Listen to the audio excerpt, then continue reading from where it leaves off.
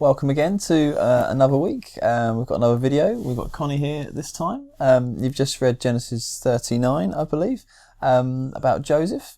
As it's approaching Christmas, I've got my Christmas jumper on here. I think it's the end of November. So, anyway, enough of Christmas. Connie, what about Joseph? He's, well... Yeah, not a particularly Christmassy passage, really. No. Obviously, Joseph's been done really well. Yes. And the Lord's been with him. And although he's been faithful, he's now been chucked in prison for something he didn't do, which perhaps starts us off by saying that life's sometimes not fair. Anything you want to say about that or anything else in the passage? Yeah, well, I guess especially for Joseph, he has found that life's not fair. This is, now number 2 kind of nightmare thing, isn't it? First thing was almost being killed by his brothers and then being sent to slavery. And then, it's all gone great. And then number 2 thing is, he's in prison for something he didn't do because Potiphar kind of changed it round. So yeah, I guess there is an element of, life's not fair for even for people that have got a massive blessing on their lives from God and a massive calling, or are just living faithful lives every single day, doing the norm but trying to follow God. That sometimes something comes and throws everything off course, and it's not your fault. And yeah, so there is that side of it. Or there's this side as well of, temptation, wrestling with temptation and how we do that. And I think Joseph has, he's got quite a good take on it, really, hasn't he? Yeah. No, it's interesting, really. I've just got the passage here in front of me, and he obviously gets put into Potiphar's household and is really faithful. The Lord's with him, he says, and whatever he sort of touches, it seems to prosper. And he's been faithful. He has integrity. He works hard. And he sort of rises to the highest in Potiphar's household. And then he has this incident with Potiphar's wife, where she continually, day after day, comes after him to get him to sleep with her. And he says no and no and no again and again. Yeah. I guess we might want to just talk about a little bit what's it? How do we deal with temptation when it's constantly there? Yeah, I think it's not a situation that I can really say I've ever been in, that the kind of the consistency and the blatantness of it as well, of every single day her saying to him, come and sleep with me, and almost it's a bit full on, isn't it? And then cornering him in the end, so much so that he flees and leaves his precious coat in her hands. But I think as well, got to remember that Joseph is a carrier of this blessing, and he draws people to him. They trust him, and it says in the passage that outward appearance wise that he was pretty handsome as well. So all these people are being drawn to him, and they are not the chosen ones, so to speak. And but it says in the passage that God is choosing to bless them because of Joseph being there, type thing. So I think maybe part of that was part of Potiphar's wife. Maybe she's longing for something, maybe she's looking for something, and maybe it wasn't actually about the sexual side of it. Maybe she was really drawn to Joseph. Maybe she felt she was lacking something, and she wanted to find it in him. Yeah. Well, she possibly Potiphar's a busy man, and she's pretty desperate or lonely, or just feels like he's not showing her a lot of attention, and suddenly there's this young handsome guy who whatever he seems to touch turns to gold almost. And I think we can probably all think about situations where we've met people, or even not even necessarily people, but situations that are, sort of seem to be really attractive, and I think with all temptation, whether it's sexual or any other type, there's often an understory of why, actually, I think in my own life, when I'm feeling tempted, whether it's sexually or in the other way, it's often I think, well, what's the understory? Why am I feeling sort of open to that when I don't normally? Whether it's I'm maybe feeling hungry or tired or lonely. I've said that before to people, but sorry. Got that in there. Or stress. I think for me, stress. Or something buzzing around my head and I've not really had a chance to talk to someone about it and get it out of my head. And so there's all sorts of undercurrents, aren't there, why we can feel tempted, I think, sometimes. But so I think there can be, but I think we don't know very much about Potiphar's wife. She's only called Potiphar's wife. She doesn't even get her own name, you know. Mrs. Potiphar. And we don't know if we know that she's probably used to a very privileged lifestyle. She's probably used to getting what she wants. I imagine her in fine clothes. I imagine her being rather attractive, but I don't know whether that's the case. I'm guessing she's quite a bit older than Joseph, but I don't know if that's the case.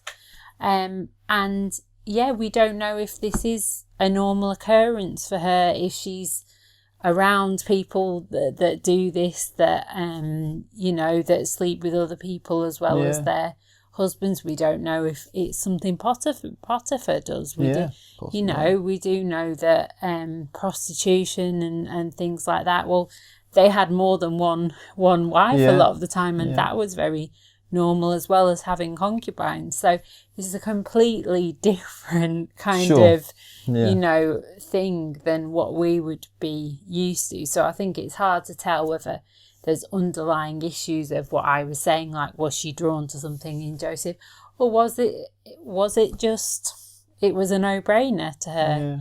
It wasn't something. Whereas I think for us, even if we got entangled in a situation like that, we would definitely know that it was very out of the norm. We would definitely be able to see, most of us, that there was some kind of black and white there. But I think the way that Joseph dealt with it, the words that he said, they're the things that really hit me, because he kind of says, look, your husband has basically given me everything I want. I'm in charge of everything. The only thing that he hasn't given me is you. So why would I sin? Why would I risk losing all of that?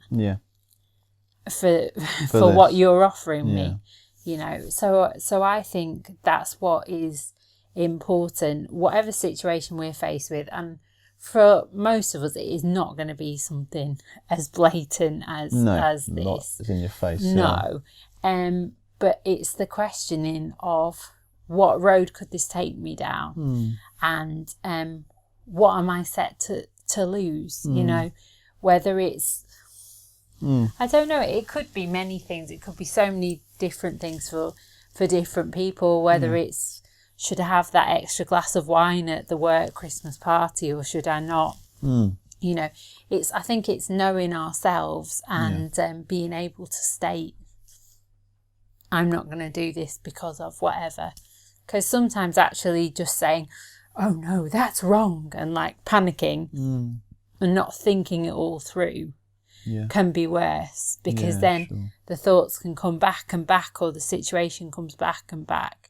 Whereas actually, if we can think it through and logically talk ourselves out of it, maybe with the help of friends, not get too scared as well. Well, I think that's what I was going to say, like whether it's we feel like life is unfair, or whether we feel like we're continually being tempted in any area of our life, whether it's sexual or otherwise.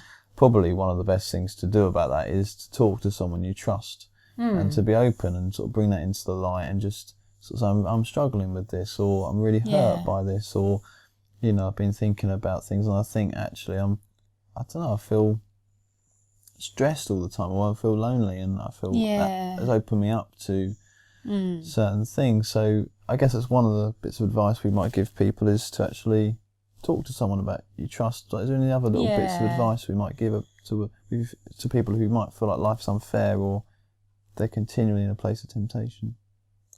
Well, I think, making a change. So, for instance, if it is that someone's feeling very lonely, so then they're feeling tempted towards whatever it is. It might be, is there a group they can join where they might be around more people, or can they ask so and so if they want to meet up regularly each week so that they're seeing more people, or that kind of thing. So I think making a change. I think also, inviting God into whatever that situation is. But I think this whole story of Joseph is part of a bigger story of redemption, and I think that's what's really important, is maybe not to hone in on the kind of specific temptation stuff, but to see it in the context of what God is doing with Joseph, and the fact that continually what is meant for evil is used for good by God. So Joseph ends up in prison, and actually then what happens is that he's going to end up interpreting Pharaoh's dreams, and then becoming really mighty. The Prime Minister, essentially, of Egypt. Basically the Prime Minister, helping them through the really hard times. And then his brothers are going to come along, and then he's going to be reconciled with them, and he's going to say, look, you tried to kill me and you meant that for evil, and look what God's done. He's used it for good, and I'm now going to save you from a situation of famine, and I'm going to be reconciled with my dad, And I think Joseph kind of shows us a really good model, because he doesn't seem to hold on to that bitterness. I think we can find ourselves in hard situations, but it's holding on to the fact that God can use that situation for good. Even if at the time it's really stressful and it's really hard. And at the time you might not be able to see sight of it. But actually, as we do every day with God, he can move us in a direction, and we can look back and go, wow, that's amazing. Well, definitely, because earlier on Joseph is not really self-aware. He's arrogant. He pushes his brothers and his family to the point where they want to kill him. There's a lot of arrogance and pride there, really. And already here, even a few chapters later, he's already, it seems, starting to see more of God's character growing in him. And of course, it's a journey, isn't there? And I think we might not feel like we're necessarily at that place yet, but I think you said before, Connie, something about God's grace and how there's no hole too deep that God can't get you out of it, and those sort of things. The sense that it's his kindness that leads us to repentance, it says in the scriptures, isn't it? This is somehow it's God is at work in our lives, and it's his kindness, it's his grace that changes us, really. I don't have anything you want to sort of say to finish on about that, about grace and things? I think grace is so big, and I think we always fall into that trap of not living in grace. I think living in grace is something that we have to do every single day, and actually the bigger story of Jesus is what is being pointed to here, I think, with Joseph's story. And Jesus took on our sin and actually caused us to be able to be reconciled. And I think it's about relationship. So it's about relationship with God, and it's about honest, true relationship with God, which means just letting it all hang out, really, and saying, just actually being open in whatever the situation is. So I think whether it's that you feel like you're in a dark hole and you've been led down a path, you've made some choices and you've been led down a path, and you can feel that you're not as close to God, and that's maybe because of those choices. I think it's just allowing him in and knowing that he is kind and gentle, and that he'll help you, and that even though you might have some dark days, that he wants to get you to a good place, and that he can be trusted. And I think if out of no fault of your own, you've ended up in hard situations. I think it's again trusting him and knowing that he wants to use those things for good, but most of all, he wants to be there for you right now in those hard times. And he wants to send all all these other things to help you as well, whether it's Sure. friends, family, whether it's, you know, giving you opportunities to go and do different things and be around different things. Yeah, so God's involved in all these things, isn't he? Great. Well, maybe we'll leave it there, shall we? It's probably enough there for you guys to chew on and discuss. So over to you. Enjoy your discussion.